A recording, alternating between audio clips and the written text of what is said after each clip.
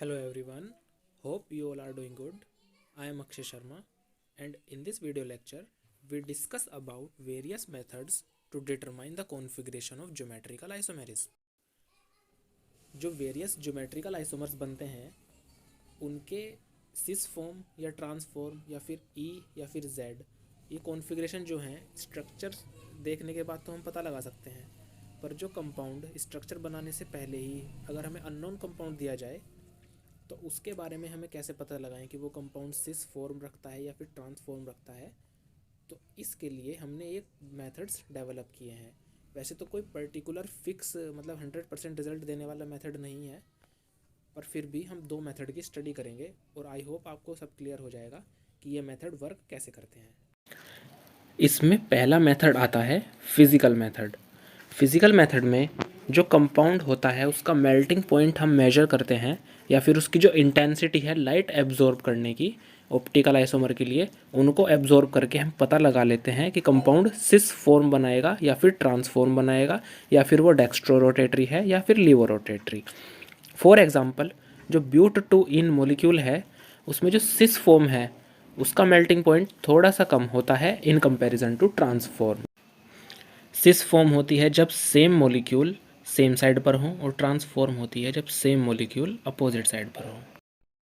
दूसरी जो प्रॉपर्टी है वो है जो सिस आइसोमर्स होते हैं उनका boiling point, solubility, heat combustion, heat of hydrogenation, density, refractive index, dipole moment, इस तरीके की जो प्रॉपर्टीज़ हैं उनकी वैल्यू ज़्यादा होती है in comparison to transform.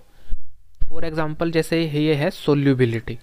Solubility मतलब है कि अगर हम किसी सिस आइसोमर को वाटर, इथेनॉल या फिर किसी नॉन पोलर यानी ईथर या बेंजीन डिसॉल्व करेंगे तो जो उसकी सोल्यूबिलिटी वैल्यू है वो थोड़ा एक्स्ट्रा वैल्यू आएगी, मतलब कंपाउंड देर से सोल्यूबल होगा। इसी तरीके से हीट ऑफ कंबशन का मतलब होता है कि जब किसी ऑर्गेनिक कंपाउंड को हम हीट करते हैं तो उसमें से CO2 के मॉलिक्यूल्स निकलते हैं। तो सिस आइसोमर्स की हीट ऑफ कंबशन की वैल्यू ज़्यादा है, थोड़ा ट्रांसफॉर्म से extra amount of heat supply करनी पड़ेगी ताकि वो हीट हो सकते हैं। इसके अलावा जो इसमें प्रॉपर्टीज़ हैं कुछ वो है रिफ्रैक्टिव इंडेक्स और डाइपोल मोमेंट। डाइपोल मोमेंट का तो सिस्टम वही है जैसे ये पर्टिकुलर एग्जांपल है but two ene. Cis isomer और ट्रांस आइसोमर है।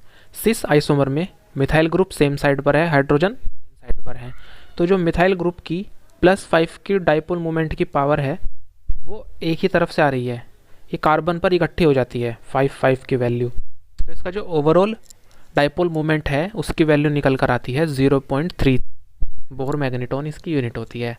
और दूसरी तरफ जो ट्रांसफॉर्म है उसमें मिथाइल ग्रुप एक दूसरे के अपोजिट होते हैं, हाइड्रोजन एक दूसरे के अपोजिट होते हैं।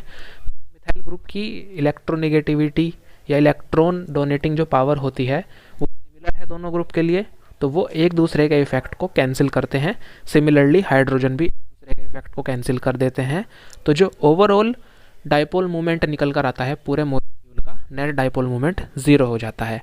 तो इससे हमने क्लियर पता लगाया कि सिस आइसोमर का डाइपोल मोमेंट ज़्यादा होता है इन कंपैरिजन टू ट्रांसफॉर्म। ऐसे ही ये दूसरा एग्जाम्पल है 1,2 डाइक्लोरोइथीन का। यहाँ पर जो पहला मॉलिक्यूल है उसमें क्लोरीन जो है एक दूसरे के अपोजिट, तो ये क्या कर रहे हैं डाइपोल मोमेंट के बॉन्ड वैल्यूज़ को कैंसिल आउट कर रहे हैं जो बॉन्ड मोमेंट है।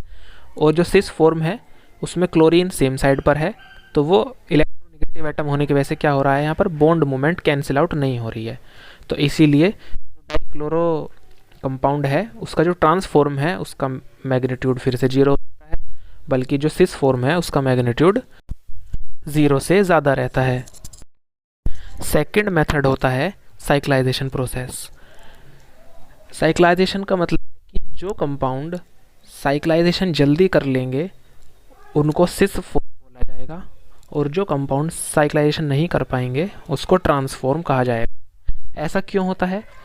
इंट्रामोलिकुलर रिएक्शंस होती हैं। इंट्रामोलिकुलर में क्या होता है, मॉलिक्यूल विद इन अपने ही एटम से बॉन्ड बना करके एक साइक्लिक कंपाउंड क्लोज रिंग लेता है, वो इंट्रामोलिकुलर कंपाउंड होता है इंट्रामोलिकुलर हाइड्रोजन बॉन्डिंग में। तो इसी तरीके से जो इंट्रामोलिकुलर रिएक्शंस हैं उस तरीके के कंपाउंड रिएक्शन करेंगे जहाँ पर रिएक्टिंग ग्रुप्स एक दूसरे के पास होंगे। और सिस फॉर्म जो होती है उसी में सिमिलर ग्रुप सिमिलर साइड होते हैं, यानी कि वो एटम्स एक दूसरे के ज़्यादा क्लोजर होते हैं इन कंपैरिजन टू ट्रांस। तो इसीलिए साइक्लाइजेशन प्रोसेस सिस आइसोमर जो है वो एक्सपेक्टेड है कि वो साइक्लाइजेशन प्रोसेस फास्ट करेंगे, जल्दी रिएक्शन करेंगे in comparison to trans form. जैसे कि मैलिक एसिड एक साइक्लिक एनहाइड्राइड बना लेता है जब उसको हीट करते हैं, और फ्यूमेरिक एसिड जो है वो इस तरीके का एनहाइड्राइड वाली रिएक्शन नहीं करता। एनहाइड्राइड का मतलब होता है जिसमें मॉइस्चर नहीं होता कंपाउंड में, यानी कि H2O पानी का जो मॉलिक्यूल है उसको रिमूव करके एक साइक्लिक कंपाउंड बन जाएगा मैलिक एसिड के अंदर, तो उसको बोल देंगे मैलिक एनहाइड्राइड। तो anhydride used for compound without having any moisture. Malic acid की रिएक्शन और फ्यूमेरिक एसिड की रिएक्शन देखने से हम समझ जाएंगे कि ये कंपाउंड साइक्लाइजेशन वाला जो प्रोसेस है वो वर्क कैसे करता है। मैलिक एसिड एनहाइड्राइड बना लेता है, तो इसका मतलब हुआ कि जो COOH ग्रुप है वो एक दूसरे के क्लोजर हैं, तो वो हो जाएगी सिस फॉर्म। और फ्यूमेरिक एसिड कोई भी एनहाइड्राइड नहीं बनाता, तो इसका मतलब है जो COOH ग्रुप हैं वो अपोजिट साइड हैं, यानी कि फ्यूमेरिक एक ट्रांस कंपाउंड है। See this particular chemical equation. यहाँ पर मैलिक एसिड को हीट करने से H2O रिमूव हुआ और एक एनहाइड्राइड कंपाउंड बन गया जो कि एक साइक्लिक रिंग है। इनका पता लगाया गया है एक्सपेरिमेंटली। तो जो एनहाइड्राइड बनाने की जो कैपेबिलिटी है मैलिक एसिड की, उसकी वजह से कंफर्म हुआ कि ये एक सिस आइसोमर है। वहीं दूसरी तरफ फ्यूमेरिक एसिड को जब हीट किया तो यहाँ पर H2O का रिमूवल होने की बजाय होमोलाइसिस रिएक्शन हो गई। जो कार्बन है उन्होंने जो डबल बॉन्ड है उसको ब्रेक करने से सिंगल बॉन्ड रह गया उनके बीच में, और अपने अपने इलेक्ट्रॉन रख लिए इन्होंने। अपने अपने इलेक्ट्रॉन क्यों रखे? क्योंकि इनसे दोनों तरफ सेम वैलेंस से जुड़ी हुई है, यानी कि यहाँ पर क्या हुआ, होमोलाइटिक फिशन हो गया।